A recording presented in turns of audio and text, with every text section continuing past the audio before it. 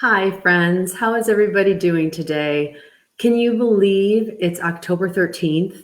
We are nearly halfway through October already, and it's amazing how fast time goes. It's just phenomenally fast. Someone once said, they made a joke, life is like a roll of toilet paper. The closer you get to the end, the faster it goes, and it's just very fast. But anyway, I wanted to bring to you today some information about October. This is National, October Awareness Month. And there are so many things of which to be aware this month. It's amazing. We cram it all in October. But fall is amazing in Michigan. I love being in Michigan in fall. All the colors are just so gorgeous. And now is the perfect time to bring up the fact that we all have to be grateful. Gratitude is the number one way to get out of any kind of funk, any kind of depression, any kind of bad mood, and just be grateful. Be grateful that we are alive. Be grateful that we have amazing colors in Michigan. The trees are vibrant.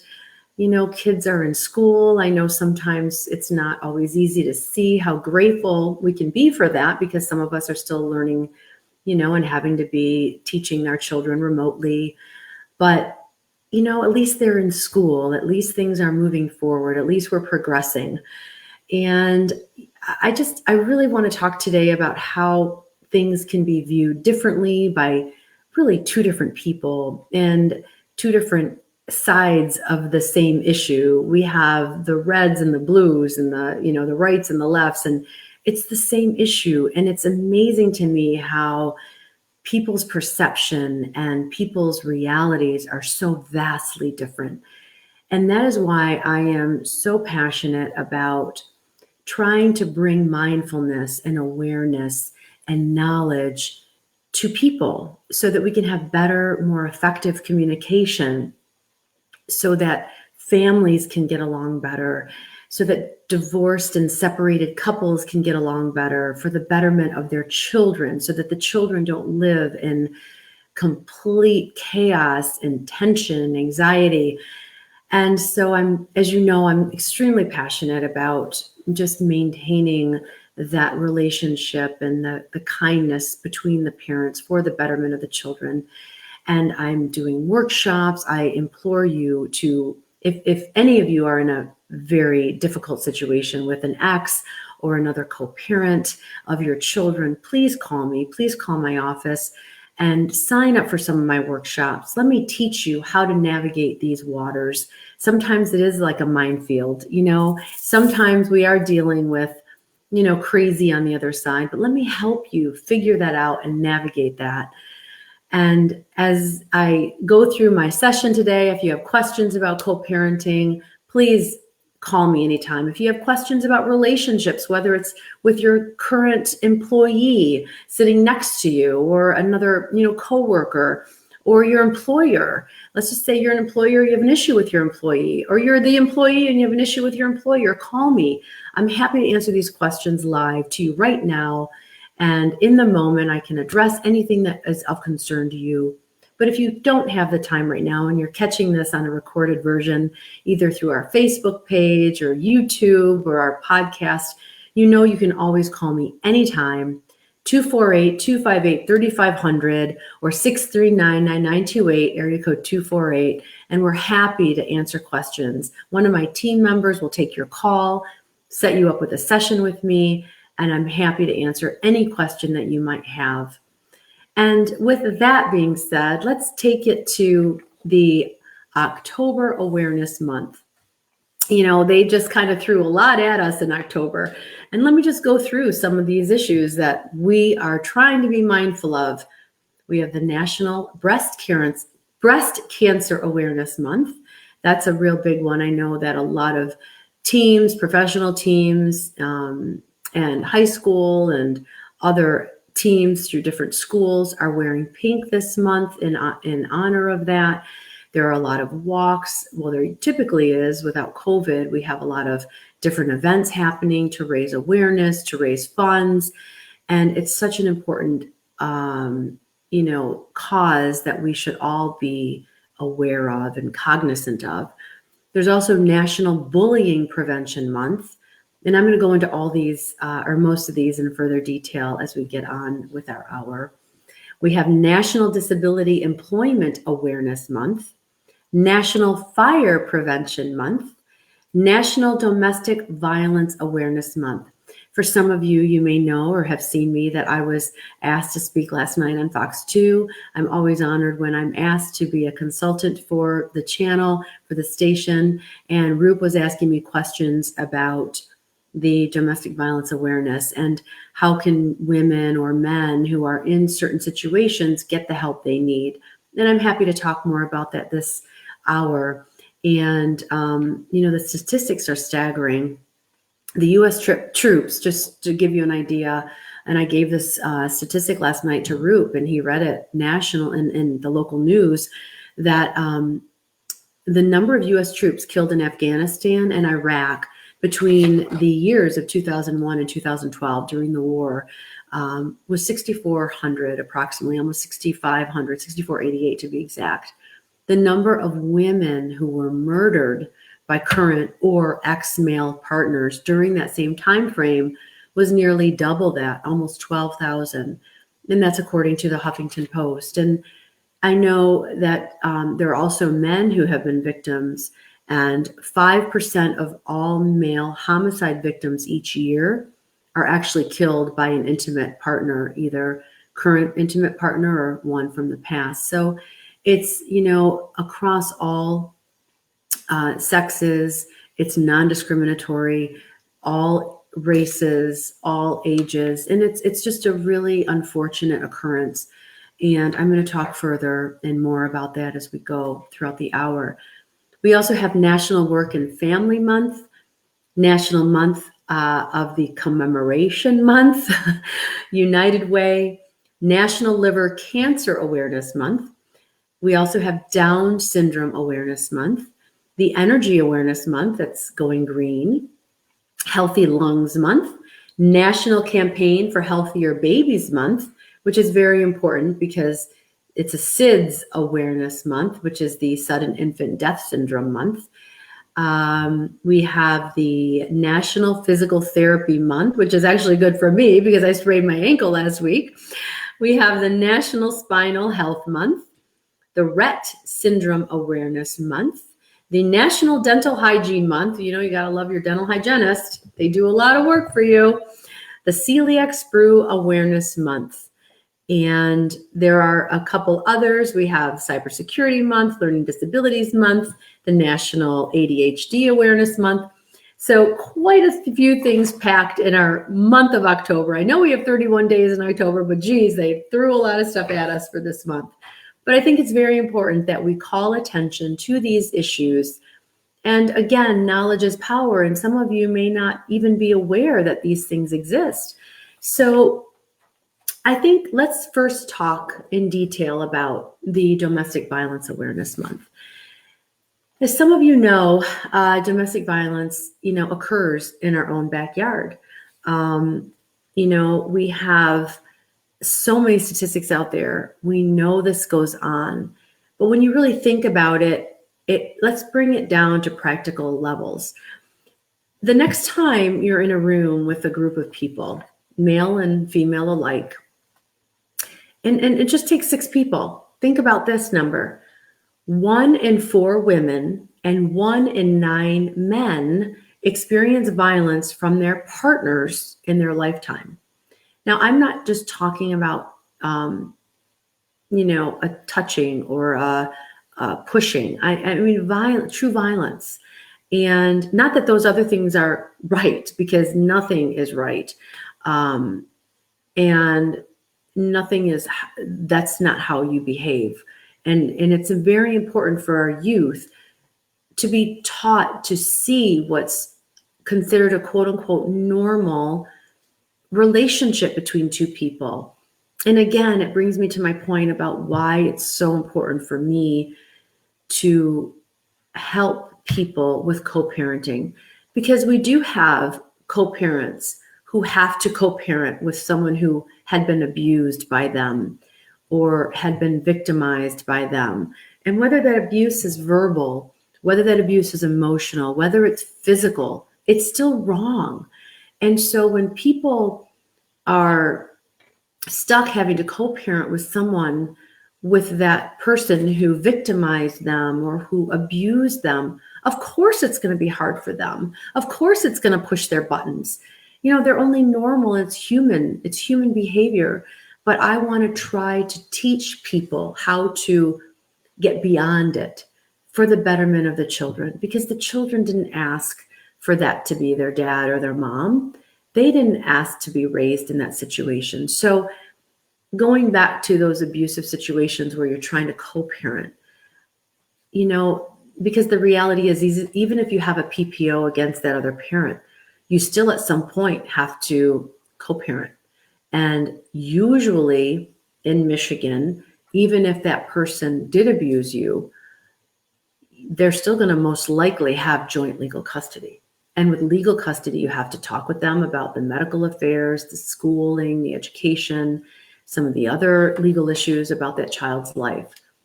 So it's very important to learn how to set aside that emotion and those triggers, to learn how to communicate effectively with necessary boundaries in place to be able to co-parent effectively.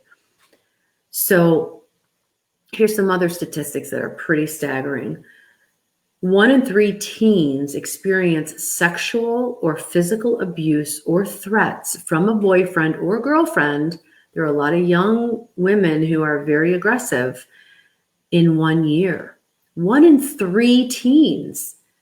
You go to a little get together, whether it's through your neighborhood, the kids in your neighborhood, or whether it's one of the activities or sporting events that your children are involved in. 1 in 3. So chances are it's your child dealing with this. And most children, if they're anything like mine, they don't really talk to you. It's very hard to elicit information unless you ask specific questions. So you have to know the right questions to ask your children to elicit that information that you need to keep them safe and protected. So please make sure you're mindful of this information. 1 in 5 women are survivors of rape. 1 in 3 women and 1 in 6 men have experienced sexual violence in their lives. I mean, that's amazing numbers. Those are the staggering numbers. And, some of you might not even realize, I've had clients over the years that haven't even realized what domestic violence is. They say, they kind of shrug it off or they're in denial. And then it's not until we continue to ask questions. And, it's not like I'm here trying to feed anybody information. My team and I are very seasoned lawyers, and we're experts in the area. And we don't, push something on somebody. If it's not there, it's not there. But if I can tell if someone's hiding something or if there's a lot of emotion behind something, there's usually some pain or some post-traumatic stress that they're dealing with. And sometimes it's unraveling those layers, those onion layers, they say, peeling off the layers and really getting to the heart of it. And usually it's a pattern of behavior that has been instilled either in the abuser or the abusee for years. And people don't even realize it sometimes. And it's used to establish power, control over the other person. And sometimes people are so fearful, they don't even know why. That fear and intimidation is so ingrained in them that they're even afraid to call a lawyer or to talk about it or to call their friend to talk about it. So sometimes they're so afraid that they're afraid to leave the house. They don't even know why. But often the abuser uses threats, intimidation, violence, and there's sometimes some real strict control over finances, where someone goes, over appearance, what you're wearing, who you're with, trying to limit your friends with people, your friendships with people, or your family. They want to keep you in their grasp, in their realm. And so sometimes you might not even see it right away. Sometimes you might think, wow, they love me so much. They must really love me. They want to know all this information about me all the time. They're just so interested in me. They're just taking such interests, and they want me to call them all the time, or they want, that they call me all the time. It happens over time pervasively. And sometimes you don't even realize it's happening. But then other times it can happen like that. And then, of course, if it's, a hit or a shove or a push.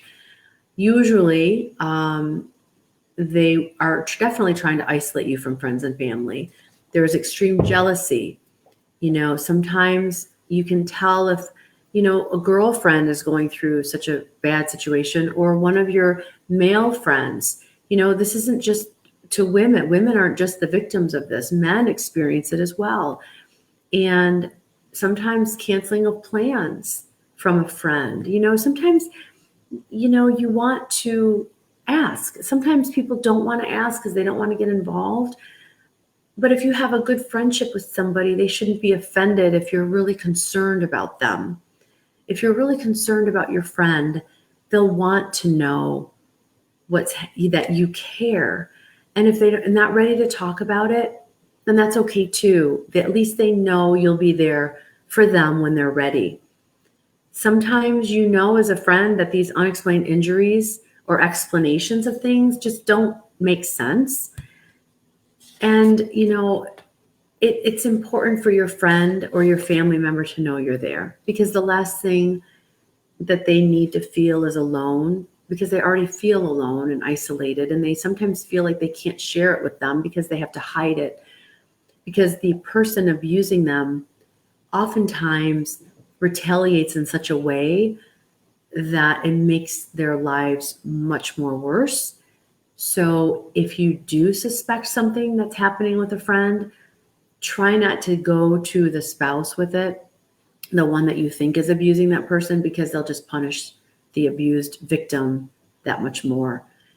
And what is sexual assault? Let's go to that for a minute. Sexual assault is forced or coerced sexual contact without consent. And it can often happen in marriages. It can happen in dating relationships. It can happen, obviously, in friendships. Usually it happens when the people know each other to some level or some degree. Sometimes it's obviously a stranger occurring, that happened, having the assault upon the victim. Sometimes it's not. Most oftentimes it's with people that know people, or they try to get someone drunk and take advantage of them with a date rape drug or something. We have rape, we have incest, we have child sexual abuse or molestation, which includes oral sex. There's harassment, there's exposing and flashing. There are a lot of statistics out there for children getting raped or having some sort of molestation occur to them. And again, it's usually when someone knows the family and they have earned that child's trust over time. Oftentimes we see it with coaches or with teachers or counselors. They'll slowly earn that child's trust. And over time, they'll, kind of warm up to the child, or slowly they'll start adding physical contact, whether it's a touch on the shoulder or a little pat on the back, or sometimes it's a little rubbing, or if they're one of the children may, experience an injury, and then they'll kind of rub that body part, or, it's like I say, it's a little bit. And then the parents are unarmed and they're disarmed because they believe and they trust in that coach or that counselor or that teacher or that religious education, teacher, whoever it is in that child's life. So please be mindful of that. And then there are the aspects of strangers that you're not aware of. If you send your child over to a sleepover, it might not necessarily be your friend's parents, the child's friend's parents, or, friends of the parents. It could be an uncle. It could be a cousin. It could be a friend of a friend. It could be one of the other kids that is at the party. Just always be very careful and mindful of where you're sending your children, with whom you're entrusting your children in the care and custody and control of your children. And children have so much going on in their minds and in their emotions, especially those going through puberty. They're not sure what is right, what is wrong. Should I tell my mom? Should I tell my dad? Always leave a safe place for them to talk. And again, this leads me back to, if you're in a divorced or separated household, they need to feel safe with one of the parents. And if the parents are constantly at odds, that doesn't help the children feel like they can be, safe and talking and expressing what's going on in their lives. And children have so much shame attached to things, and they have so much confusion. So you definitely need to know what's happening so that you can effectively correct it, get them special help and treatment, and definitely address the person who is either offending them sexually or physically or emotionally. Somehow address it so that you can either get the prosecution involved, the local law enforcement involved. I know with Oakland County, we have Care House, which is an amazing organization that I have personally been involved with for many, many years, ever since I was at the prosecutor's office years ago, when I was prosecuting the offenders of sexual and physical abuse of children. And it is a place where families can go and children can go for the help they need. And it's also for law enforcement to have the necessary interviews where they're not putting thoughts in the children's minds or mouths, to get truthful answers and not fed answers, so that they really know if it definitely did occur or if it didn't, if someone's just making it up. And we get that too sometimes when children are looking for attention. Sometimes we make things up. Or when parents are trying to alienate the other parent, sometimes they make things up. So we need a place where people can go and get the honest, true answers. And I know every different county has their own version of Care House. And so it's very important that you know where your resources are to get the help you need for your family. And I know we've talked a lot about domestic violence, and there are certain places to go for women and men of, abusive situations, because a lot of times they don't feel like there's a place to go. They're so afraid, if they don't even have the strength to turn the knob on the door to leave. It's that inhibiting, it's that fear causing, and it's that immobilizing. But sometimes women and men can be almost too strong for their own good. I know a lot of people criticize people for not leaving situations like that. But on the flip side of that same coin, you have such a strong woman or man who has so much strength. The outside doesn't even know that that's what they're living with every day. The outside world has no idea, because they could be a powerful woman or man or a CEO at the office, or someone who deals with such adversity every single day, such stress every single day on the work front. Then they go home and they're the opposite. And when they deal with that stress, that toxicity every day, that takes a certain strength for the outside world not to know. And they put up with it maybe because of their children, or they put up with it because they don't think anyone can understand, or they put up with it because they think it's their normal, or they don't even realize how bad it is. But little by little by little, that person is eroded away, the emotional toll taken on them, it's killing them day by day. So if you're in that situation, I implore you, please reach out to me, reach out to a counselor, a therapist, a religious guide, someone who you feel that you can trust not to say anything. And then little by little, you'll get the wherewithal and the right mind frame and the proper strength, the strength that's guided in the right way, so you can live a peaceful, joy-filled life. It doesn't have to be that way. And some people think that they want to stay for the children, but I know the children know. The children know for sure what you're living through. They know what you're going through. They feel it themselves. You think it's good for them? It's not.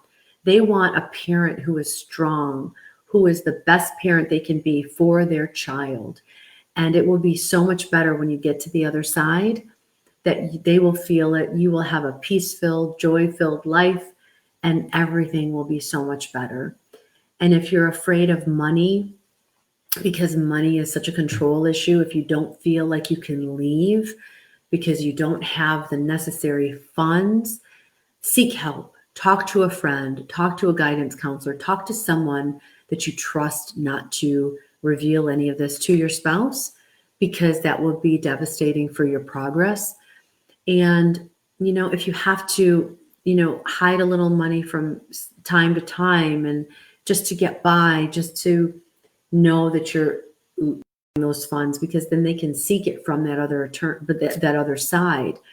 However, make sure timing and how you lay things out before the court is definitely done in a manner in which serves you best. Because if timing isn't done precisely as it should be, whether it's filing a PPO, whether it's filing the divorce, whether it's filing, an ex parte motion once you file the complaint, then you're going to be at a really, disservice and a disadvantage during the term of the divorce, because I don't want to see you put in any more harm's way. So make sure timing is critical, whether it's moving out of that situation, whether it's getting the necessary funds to leave the situation, finding a safe haven to go, whether it's with a shelter or a friend or family member. Just make sure timing is set up perfectly so that no error can be made relative to your well-being and your safety. That's the number one thing, your well-being and your safety. So again, we see all sorts of the abuse and, intimidation. I didn't even talk about stalking. Stalking is a real popular way of keeping someone in their grasp. You might not even know the person very well, or you might have only been in a dating relationship for a short time, and stalking can occur and elicit fear, so much fear in somebody. And all of this really, is very much related to bullying. And we have National Bullying Month, which I'm going to talk about in a little bit, but we have bullying on the internet, which is cyberbullying. We have bullying, face to face. And now with the cyberbullying and people hiding behind their computer screens, it's happening more and more. So just be aware of what your friends or family members might be going through, or you yourself might be going through. And don't be ashamed of asking for help, seeking help. We don't want you to be a statistic. And that's why the laws are there to protect you. But make sure when you're using those laws that you're getting the help you need to follow the protocols in place. Because sometimes if you don't, it's only as good as the paper it's written on. Because the person abusing you or stalking you or intimidating you or creating all that fear in you still can come after you if you're not, properly going through all of the precautions that you need. So again, please make sure you're being mindful of how you go about doing things and have a plan. It's so important to have a plan when dealing with some of these people, okay? I don't want to see any of you injured or hurt any more than you already have been. Just remember too that, all of these statistics are out there because this is real. This is real. I'm looking at more and more of this statistics, and also the data on sexual violence against men is really underreported. So I believe that the numbers are higher, but there's so much shame and guilt attached to it. People are afraid to speak out. They don't feel confident and they don't have enough self-assuredness to speak out about it. And I'm telling you, you need to. Almost half, nearly 47.5% of American Indian, Alaskan Native women are abused, have experienced domestic violence. 45.1% of non-Hispanic Black women, 37.3% of non-Hispanic white women, 34.4% of Hispanic women, and 18.3% of Asian Pacific Islander women experience sexual violence, physical violence, stalking by an intimate partner in their lifetime. Then, we also have other domestic violence statistics with respect to African American and other Black related incidences of sexual and physical violence. And the numbers are staggering. And it's just something that I know can be prevented. We have New York City stats. We have domestic violence stats on sexual orientation. And, again, this is not something that happens to one race, to one sexual orientation over another. It's across the board. So you need to be mindful. So with that being said, I do want to get into the other types of causes that we should be aware of for this month of October. Men's breast cancer and breast cancer of women is a real big topic. And I know a lot of people don't like to talk about men's breast cancer because they think that it's, they're ashamed of it, or, they don't want to talk about it, but it's real. And the American Cancer Society estimates for breast cancer in men in the United States for 2020 are about 2,620 new cases of invasive breast cancer for men will be diagnosed. And about 520 men this year alone will die from breast cancer. It's about 100 times less common among white men than among white women. It's about 70 times less common among Black men versus Black women. But as in Black women, Black men with breast cancer tend to have a worse prognosis or outlook because they just, for some reason, aren't getting tested or aren't as aware. So again, I want to show awareness. I want to bring awareness to this so that you are aware, so that you can prevent it, so that you can get the treatment that you need. And the lifetime risk of getting breast cancer in men is about 1 in 833. For women in the United States, we have 1 in 8 U.S. women, about 12%, will develop invasive breast cancer over the course of her lifetime.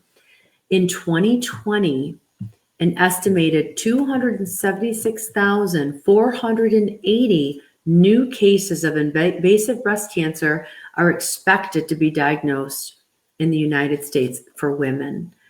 And I think those numbers are staggering. And I think we need to just be more aware and reach out to your friends, remind your parents, remind your mom and dad to get checked, to get noticed, to get into the doctor, and to do common breast exams. Find out how to do that. I'm getting a lot of questions on my feed, and I'm going to get to questions at the end because a lot of these are relative to abuse. And I will get to these in just a few minutes because I want to talk more about some of these other causes.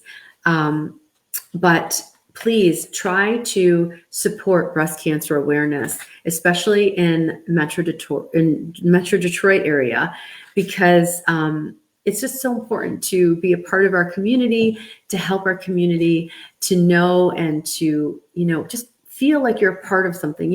With COVID, we know we're all in this together. No one is immune. We're all dealing with it. This is a national, global pandemic. That's what, pandemic means. It's global. But we need to bring it home because this is all affecting us here. And we need to keep it real. And keeping it real is really what's important. And this is our backyard. This is our friends, our family members. And we're here. We're in the Detroit metro area. So if you want to give back, why don't you purchase a Dare to Be Cured shirt? You can donate to Real Men Wear Pink. There are different causes and everything helps. So, and it's definitely going to, good causes. It's not going to just line someone's pocket like some of these other causes that we've heard about lately. But, we are here for everyone. And also all of these links will be on our Facebook page. So please go to our Facebook page as a resource and know that we are trying to give back to our community by posting these links, by helping these causes, because they're just so important. We have National ADHD Awareness Month. So many people just have no idea what it is when children definitely have it, or even adults. People don't even realize because they were never diagnosed in their lifetime with these things. So we have aggression, forgetfulness, boredom. When I see children with some of these, issues and concerns, then, you kind of say, okay, maybe it's the ADHD. Maybe, it's not because the parent isn't disciplining them. It's not because they're bad kids. Sometimes they just need that extra help, that extra medication, and make sure though that it's diagnosed properly and someone's not over medicating that child. So some of these principles though are definitely needed so that children or adults with ADHD can live a better life. They don't have to suffer needlessly. And, we've looked now, some of our science and our research is so good that there's so much more information out there to help some of our victims of ADHD. We have 3 types now. There's combined type, there's predominantly inattentive type, and predominantly hyperactive impulsive type. In the 90s, there were spikes in diagnoses. We have more of an expanded definition starting in the 80s. And it's just awareness and knowledge. So maybe get tested. Either if you suspect your child or you as an adult that might have it, if you have trouble concentrating or some of these other symptoms, get tested. Go to the proper, authorities. The World Health Organization offers a test, and there's 18 questions that you might be able to answer to get those answers that you need. Share your story with the American Deficit Disorder Association, and they might be able to help you. And there are other associations throughout the county that can help sponsor, more support groups. Throughout the country, there are some, and locally within our own communities and in our counties, they have more support groups. So there are different cursors and precursors to look for in different symptoms, and I'll just get to them really quickly for you. Preschool through 2nd grade. If you think that a child is having trouble getting started or needs help, needs to stop and listen, is not focused, but sometimes you don't know. It could just be what they're going through as a young child. Different age groups have different factors to look for. Grades 2 through 7, rushes through homework assignments, produces subpar work. Teens having a hard time remembering assignments, forgets to write them down, kind of seems scattered all over the place. Adults easily distracted from day-to-day tasks, often loses things. Sometimes it's just being busy or stressful, but sometimes it's not. Sometimes it's really the problem from the ADHD, and no one is to blame for it. It really is genetic, and it's not because the parent wasn't disciplining that child enough, or it's not because you as an adult have issues.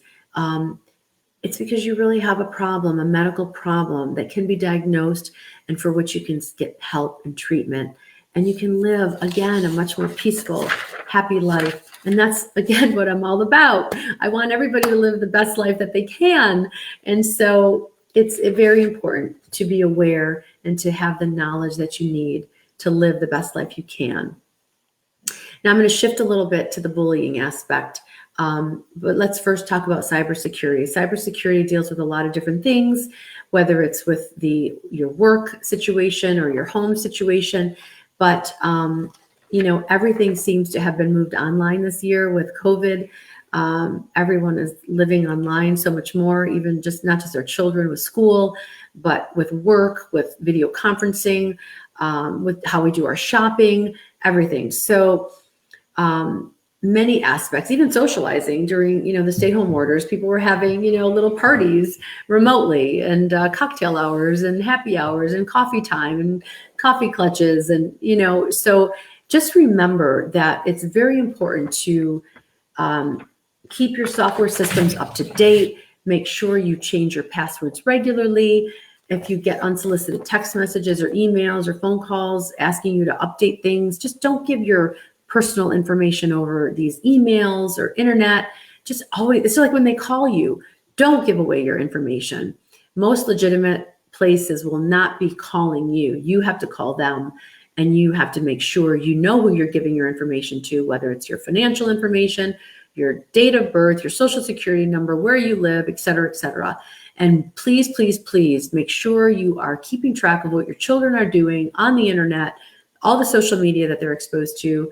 Not only is bullying rampant on the internet because they're hiding behind the screen, but there's also a lot of enticing sexual assaults, sexual innuendos, harassment. You have no idea what we as prosecutors, when I was years ago as a prosecutor, used to see and hear. And that was years ago.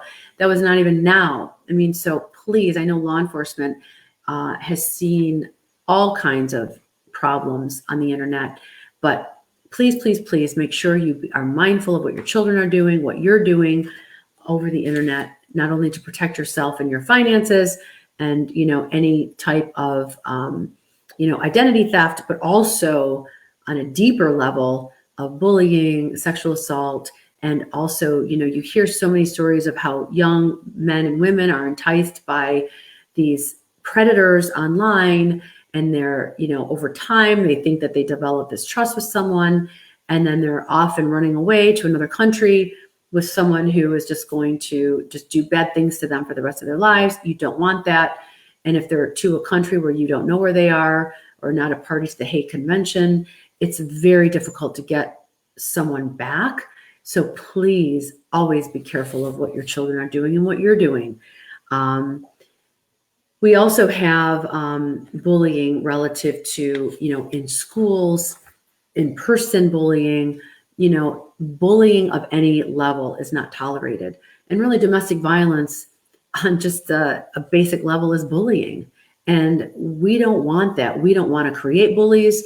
We don't want to be a victim of bullying. And it's rampant in the school systems. It's rampant in communities, in different sporting organizations, in different groups, different peer groups. Please just be mindful of that. And we do not want children, adults alike, to be any kind of bully, or let alone be a victim of bullying. We just don't want to tolerate it. So please be mindful. And if you see someone, be a good Samaritan and just try to support your local neighbor or friend. And if a friend or teen is involved in bullying, and if you're their friend, don't be afraid to stick up for that person. Everybody needs a support system, and try not to let fear run over you or overtake you. Be the good person, be the better person, and stick up for the person that is a victim of bullying. It's not right. It's never right. So a few more things that we're going to talk about: SIDS, which is the Sudden Infant Death Awareness Month. Unfortunately, we know that the Black infant mortality rate in the United States was 11.4 deaths per 1,000 compared to 4.6 deaths per 1,000 for white infants.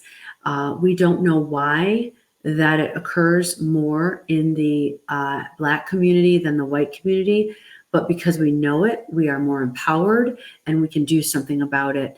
So sleep-related deaths is very real, and we want to make sure that we try to prevent SIDS from happening. And the 15 tips to reduce the risk of SIDS are: only let your baby sleep on its back, breastfeed if you can, because it cuts SIDS down by 50%. That's a staggering percentage rate. Have a smoke-free house, and don't allow others to smoke in your house. Avoid wood stoves, avoid scented candles and fireplaces unless that room is very, very well vented. Avoid overheating or overcooling. Use snug swaddling for all naps. And that, you can learn how to swaddle a baby either online through YouTube or at the doctor or the hospital where you delivered your baby. Offer a pacifier at bedtime. Don't sleep with your baby. That's a number one cause for infant-related deaths. It's very hard as a parent to, separate from that baby, but it's also for that baby's health. And then you would just it would be very hard to deal with that if something were to happen to your baby at night, if you did happen to either roll over on your baby or suffocate, obviously not, through no fault of your own, but obviously you're well-intentioned, but accidents occur, and I'm trying to teach you so that you limit any kind of accident from happening. Try not to have your baby sleep on a couch, a sofa, an armchair, a beanbag chair, waterbed. Remove all the pillows and toys and unnecessary blankets. Sleep positioners also sometimes can cause a baby to suffocate.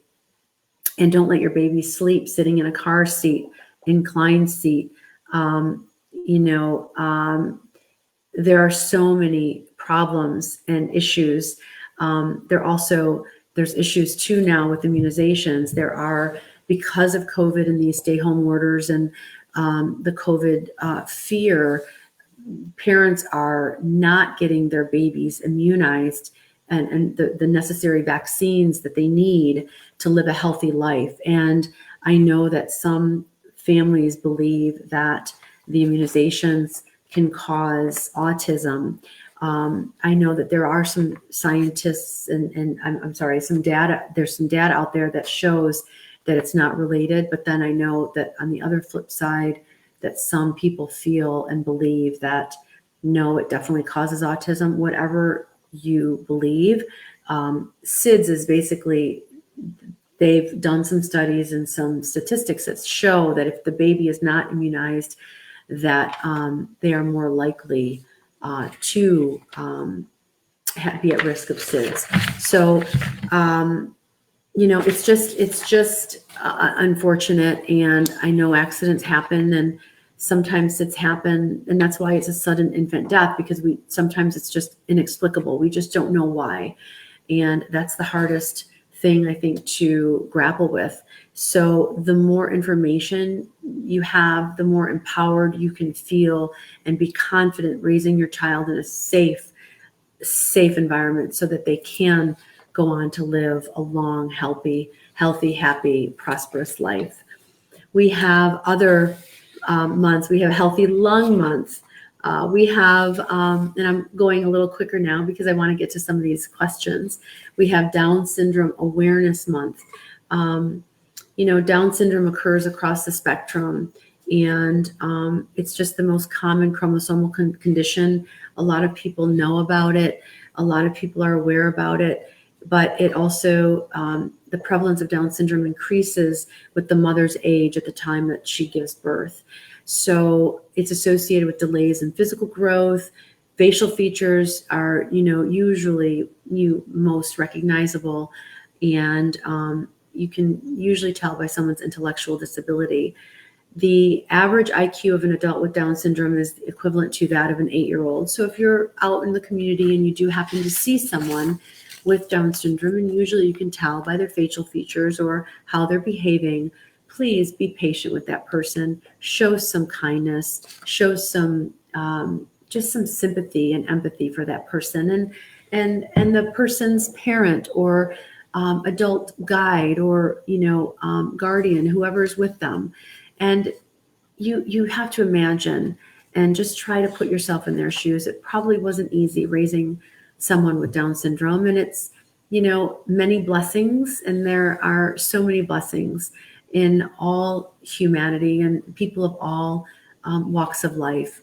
But you also have to show a little sympathy and empathy and kindness, because everyone has their own crosses to bear in this lifetime, and we all have our challenges. And I like to look at challenges as things in our lives that make us better, that grow us, that push us to be better. Because if it weren't for that challenge or many, many challenges that some of us have had, then we wouldn't be the people we are today.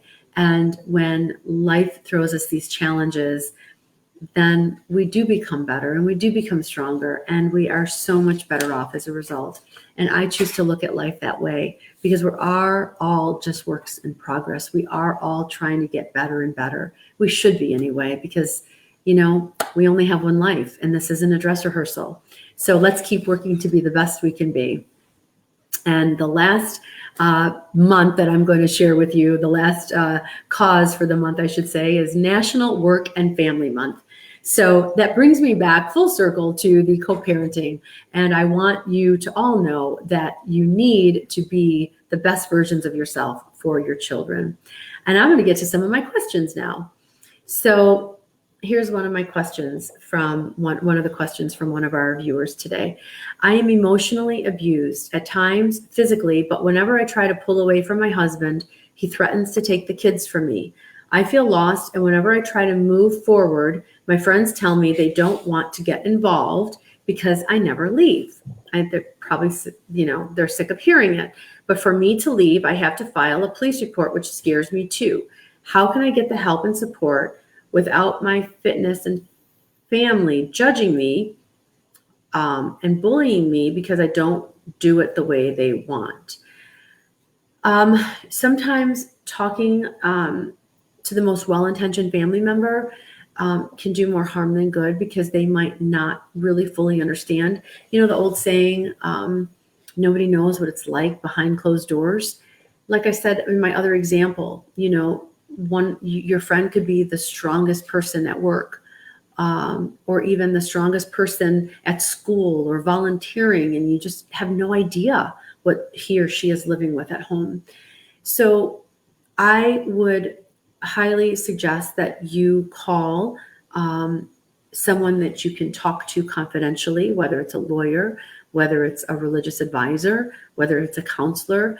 And if your spouse is monitoring phones or phone calls, try to either somehow, block the number or have a friend call or someone that you trust to call, whether it's a place to go for battered women or emotional abuse or a counselor, or call when you're there or have that counselor call for you.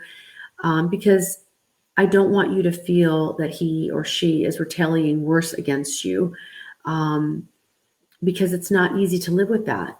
And I don't want fear to be a motivator for you to stay.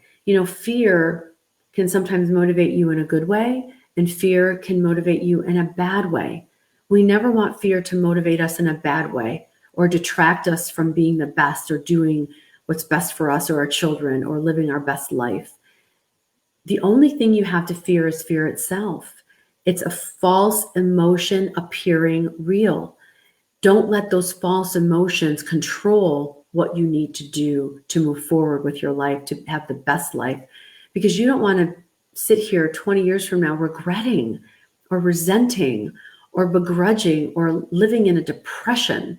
If you're not true to who you know that you can be, then that will set in, that depression will set in, and you need to live the life that you were meant to live. Remember, you don't get a dress rehearsal. So don't let these false emotions get the better of you. Put your hand on that handle of the doorknob and get out the door and go for a walk. Get some daily rituals that empower you, that make you feel stronger, and go do what you need to do. If you need to hire a lawyer, go hire the lawyer, but make sure that lawyer has a plan. Make sure you feel confident that the lawyer has a plan to keep you safe, and be safe and go live the life that you're meant to live. I have some other questions here. I heard of some families signing protection pacts where they promise while hosting sleepovers, they keep people out unless it's immediate family, and agree to do background checks. And I just got another question, and so I lost that question.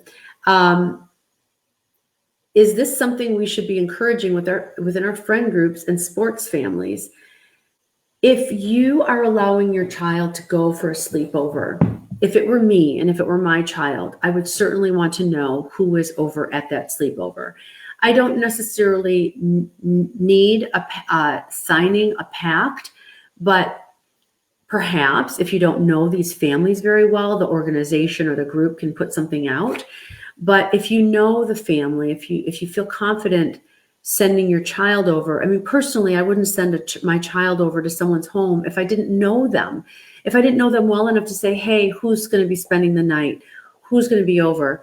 But now sometimes you have children making their own plans. The older they get, the more they make their plans and they convince the parent who's over there. But parents, I'm imploring you, don't just take your children's word for it. Take the 5 minutes, call the parent, see who's going to be over there. And, if it's a sports or youth group, then, find out from the director or the head of that sports or youth group, who's hosting the overnight, who's going to be there, what are they doing? Ask all the questions. No question is a dumb question when your children's safety comes to mind. So if you don't ask the questions and something happens, you're going to kick yourself for it. So don't do that. Don't have regrets. Take the necessary precautions first, and then the things will follow. Then you'll know what to do. You'll have your answers, and you can either send your child to this event or not. And if you want to be the bad guy with your child, then blame me. Tell them that I said that it's not safe to go if you don't have these answers. But your child will get over it. It's one sleepover. But if they get hurt, they'll be dealing with that pain, that emotional trauma, that psychological trauma or physical trauma for the rest of their lives. And that, my friends, is something you don't want to live with. That will forever be on you. And how will you forgive yourself if you could have prevented it? So try to ask the necessary questions, be at the forefront, be proactive rather than reactionary, because your children's lives and safety depend on it. I have some other questions. How can I prove emotional abuse against my ex? I get this question all the time.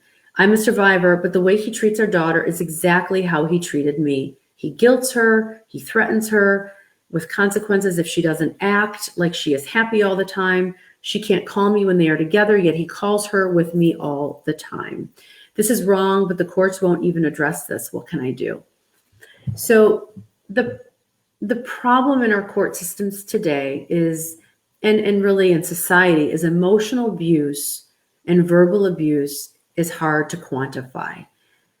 It's real, and there are so many studies, scientific studies and science-based studies that show that emotional abuse and verbal abuse is typically more difficult to overcome than physical abuse.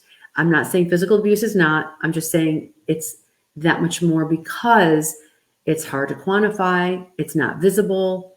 People dismiss it. The victims dismiss it. And it's very hard to find treatment for it or court remedies for it. And more information is out there now with respect to different personality disorders and different causes of such verbal and emotional and psychological abuse, such as narcissistic personality disorder. There's bipolar issues. Then you have other, substance abuse related issues like alcoholism. We have different associative disorders. We have different, just different disorders along the spectrum of psychological problems that cause one to either verbally abuse, emotionally abuse, psychologically abuse their victims. So, and then it's the victim sometimes has issues for why they stay. Why do they stay in those situations? Why do they tolerate intolerable behavior? They then have to get the help that they need. So, and the reason why it's very intangible for courts to get a handle on it. But if you can document things, if you can keep a journal of what's happening when, and if you can better yourself, you will be in a better position to enunciate and to discuss and to express what it is that you've been dealing with all these years. How has it been imposed upon you? How has this abuse been happening to you and your children? And then once you quantify it, you'll have a better chance of success if and when you go to court to try to get either, more custody, more parenting time, or treatment for your child, or family counseling or therapy, so that you can try to get and impress upon the court why the co-parent needs help, needs therapy. So again, it's all about trying to quantify the issues with which you've been dealing all those years, or with your children have been dealing, and getting it down on paper, keeping a journal. I can't tell you how often, I tell it to my clients, keep a journal. It's important to do that. And so many clients don't, but it's important to show repeated behavior and what they do, and, how they behave and how they do things. And then you'll have a better option and idea of what to do and how to do it. And a good lawyer should be able to direct you with that. We have so many other questions, and I know, oh my gosh, this hour just flew by. So I have some other questions I want to get to. We have, here's one. Sabrina, thank you for mentioning ADHD. My son suffers from a severe case, and COVID has made it worse. Getting him to keep his mask on has been challenging at best. The schools have been wonderful and allow them a place to breathe, to calm down. Can you please reiterate to everyone not to judge people in public? You just don't know what people are going through or what they suffer from. And yes, to this viewer, that's a very, very good point. It's so true. This reminds me of a story from years ago that I had of a dear friend who suffered from multiple sclerosis. She had MS, and she had a handicap sticker on her car. She was a beautiful young woman, just gorgeous, blonde and beautiful build, and just beautiful on the inside and out. And she had her MS struck her at a very young age. And so as a result, it, was a very severe case of MS. But on this particular day, she was feeling fine. And she has a handicap sticker, or a handicap license. And so she had, all the documentation necessary to park in a handicap spot at a local grocery store. And she pulled in, and she got such bullying when she got out of her car to walk into the grocery store. She got such bullying that she was torn down to shreds by some strangers who had not been minding their own business, who should have been minding their own business, who had no right to bully and verbally abuse and yell at this precious human being. In my opinion, any human being is precious. So I ask these, so in my mind, I'm thinking, okay, what's going on in that bully's life that they feel like it's okay to shout at a stranger, and giving her grief for parking in the handicap parking spot, when they had no clue what she lives with on a daily basis. This woman has had so many health issues and daily struggles just to get out of bed from her MS, and in a wheelchair, didn't know if she could have children. I mean, all this stuff. And then she has to deal with that on top of it. So when I hear those stories, it just saddens me that people can be so mean and so awful to one another. And I see it now. And so this viewer who is asking these questions, it's like my heart just goes out to you, because you're probably struggling every day to have some normalcy for your son, to have him live and learn how to cope with ADHD. And for you as a mom, I mean, or dad, I don't know if it's a mom or dad reaching out to me, but I mean, you have struggles. I mean, it's hard enough raising, quote unquote, a normal child, let alone someone with a learning disability or an emotional disability. And who are we to judge someone else? So please stop imposing your own thoughts and ideas and emotions on someone else. Where have you been that you feel that you're better than them, or that you can do this, or you have the right? And now with so much going on with, all these different movements and all the racial strife and all the political divide, people, we are in one country. We are together. Stop fighting with one another. Let someone have their own opinion and just be done. Both sides. I wish, here's my wish, and this is what I'm going to say out there to the public right now. During a political campaign, I wish there was a law, okay? And maybe it'll be called Sabrina's Law someday. Who knows? And maybe I'm going to try to get this out in legislation, pass a bill on it. I don't know what. I wish there was a law that said that anyone running for office cannot disparage the other party running, the other person running. Why can't they just keep it to their own issue, like their own platform? I mean, we both, it's crazy to me, whether it's Trump or Biden, they're both doing the same thing to one another. They're both tearing the other person down. And I have yet to know what either one stands for. Does anybody else out there? Is this the best we have? Ladies and gentlemen, stop doing that to one another. If I'm asking, sorry, my necklace is like going crazy, viewers.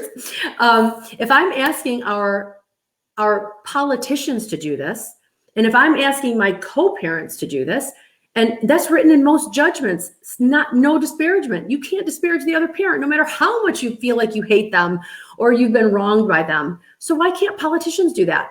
Why can't Biden stop talking badly about Trump and Trump stop talking badly about Biden? I want to know what they stand for. Oh, it just drives me crazy. I'm pretty heated about that. Can you tell? Okay, so we are now at the close of the hour, and I have so many other questions that I'm going to get to. And please, I will put them on my Facebook page. I will put them out there for you to take a listen to and a viewership of. And there are so many other amazing questions, and I'm sorry. I will try to address them next week. But in the meantime, ladies and gentlemen, I think the overall theme of this with October Awareness Month is there are so many amazing causes out there. It's really just about putting yourself out there, doing some good in our community, doing some good in the world, and being mindful that someone else's path might not be what you think it is. You never know what's going on behind closed doors. You never know what someone is dealing with on a daily basis.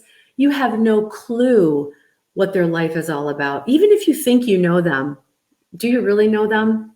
I implore you, get to know somebody, really know somebody. Walk a mile in their shoes if you must to really, truly empathize with them.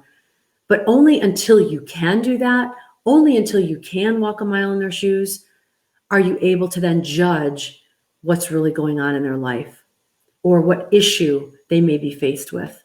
So show some kindness, show some sympathy. And if you do that little by little by little, we will then be living in a community that I want, that I have such idealistic views of, knowing that can exist someday, and that our country, our state, it starts small within our families, within our friends, within our social circles, our schools, our communities, our activities. And then it's a ripple effect. Then it goes to our state, and then our country, and then the world. Ladies and gentlemen, we can do this. We have to do this. We must do this because we only have one life. We only have one lifetime, and we only have what we have to give to the next generation. Let's make this a great country for everybody in generations to come. And with that, I implore you, be kind. Please keep your spirits lifted. We're, getting to November. We're getting to, before November, we have Halloween. I know with COVID, some of you may not be wanting to partake, but we can all do our part in making this month a great month. Take care, everybody. Keep your spirits high. And until next time, be well. Bye for now.